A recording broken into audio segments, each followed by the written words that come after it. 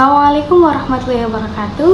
Perkenalkan, nama saya Nagisa Wasaida dari Program Studi Bimbingan Konseling Fakultas Tarbiyah Universitas Bina Bangsa Cirebon. Oke, kali ini saya akan menjelaskan sedikit mengenai integritas dan stabilitas kepribadian serta kontrol diri yang baik bagi seorang konselor.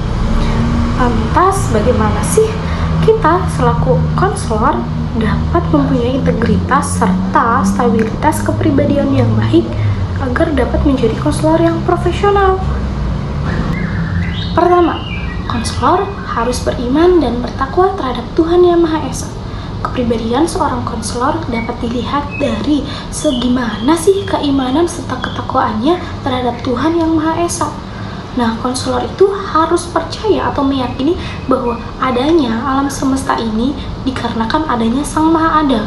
Kemudian, konselor ketika melakukan perbuatan-perbuatan harus dilandaskan dengan nama Tuhannya dalam rangka beribadah kepadanya serta untuk mencapai keridhoannya. Islam menjelaskan dalam kitab Taisirul Ghalaq karangan Syekh Hafidz Hasan Al-Mas'udi mengenai takwa, yakni taat terhadap perintah-perintah Allah Subhanahu wa Ta'ala dan tidak mendekati larangan-larangan yang telah Allah berikan, baik itu perkara yang samar ataupun rahasia maupun perkara yang terang-terangan. Konselor yang memiliki ketakwaan di dalam hatinya akan berhati-hati dalam bertingkah laku maupun dalam bertutur kata ketika bersosialisasi dengan konseling, klien, ataupun dengan masyarakat lainnya. Yang kedua, konselor itu harus taat beribadah sesuai dengan ajarannya.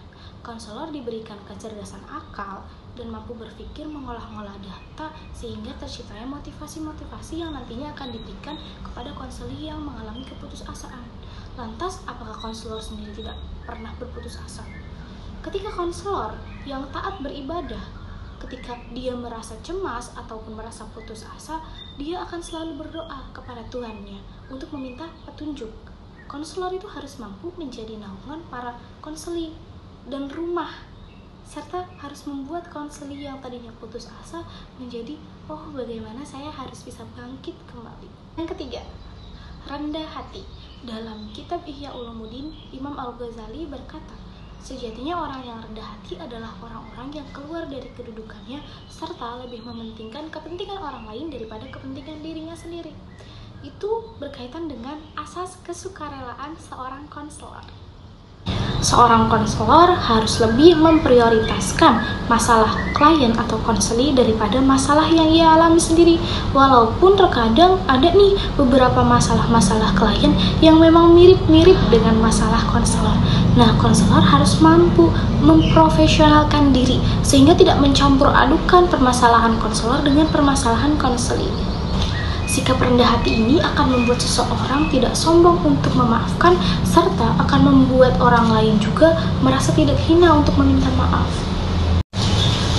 Yang keempat, jujur. Nah, jujur ini hanya didapatkan oleh orang-orang yang memiliki akal. Loh, kenapa ya orang-orang yang memiliki akal? Karena ketika orang yang berakal itu tahu apa sih bahaya-bahaya ketika kita berperilaku bohong, sehingga orang yang berakal pasti akan lebih memilih untuk bersikap jujur.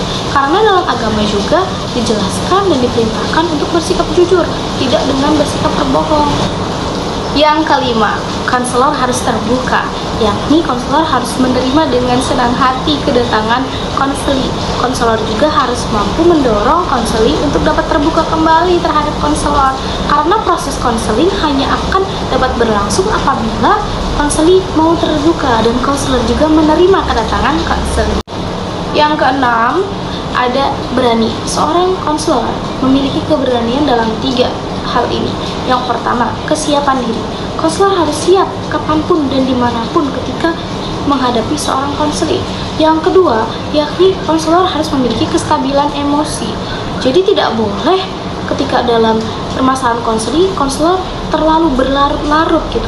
Konseli sedih, konselor ikut sedih, itu nggak boleh. Kemudian yang ketiga, konselor itu harus mempunyai sifat patriotisme.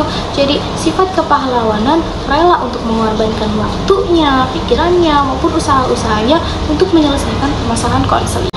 Yang ketujuh, yakni bertanggung jawab. Bertanggung jawabnya seorang konselor itu yang pertama, bertanggung jawab terhadap Tuhan Yang Maha Esa.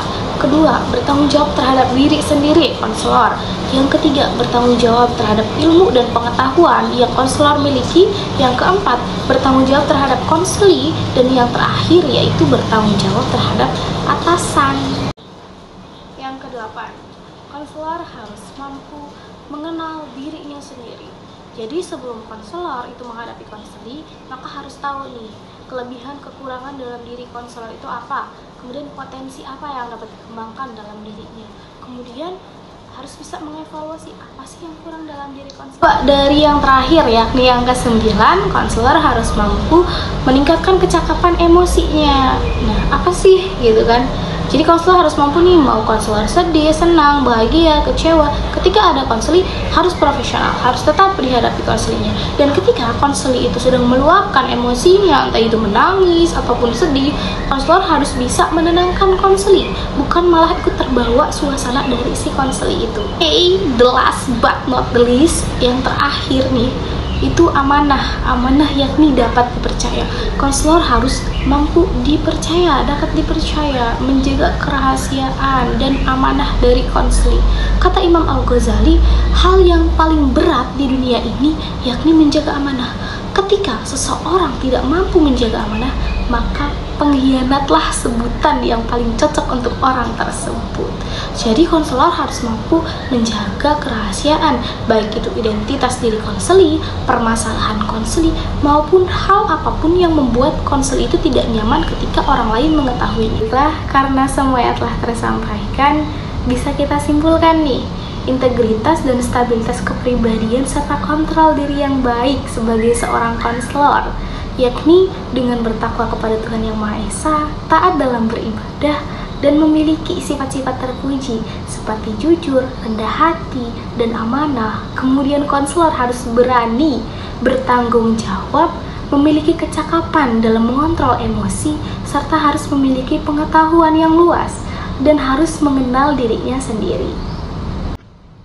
Sekian penjelasan yang dapat saya sampaikan. Wallahul muwaffiq ila aqwamit thoriq. Wassalamualaikum warahmatullahi wabarakatuh. See you.